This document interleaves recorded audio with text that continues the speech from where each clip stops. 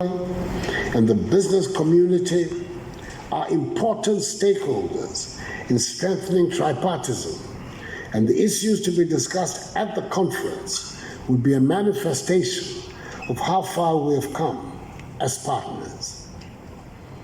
Strengthening tripartisan for building peaceful relations and a resilient economy would, however, be mere rhetoric if we do not carry everyone along.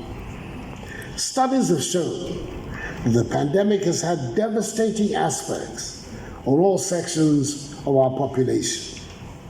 Transforming the economy will thus require the active involvement and participation of all, including the large informal economy.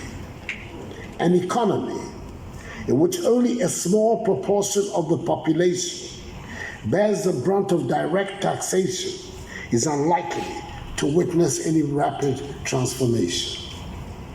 We have to make concerted efforts as partners to hasten our recovery from COVID-19 by finding intelligent ways of bringing everyone on board to contribute their quota, no matter how small.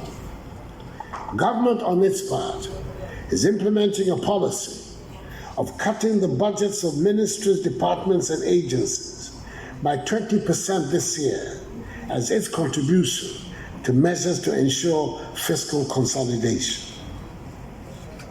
Ghana's tax to GDP ratio of 12.2% compares unfavorably with our peers the world over. The average tax to GDP ratio in West Africa stands at 18%, and indeed, the recommended ratio for ECOWAS member states is a minimum of 20%. The average for OECD countries is 34%.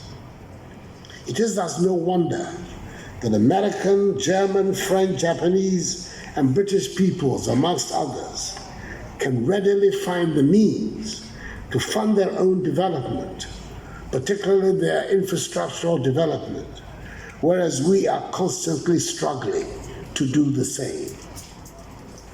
There is an urgent need to enhance significantly our capacity for domestic revenue mobilization, to realize our development potential, create opportunities for our vibrant and dynamic youth, and deliver improved livelihoods for our fellow citizens.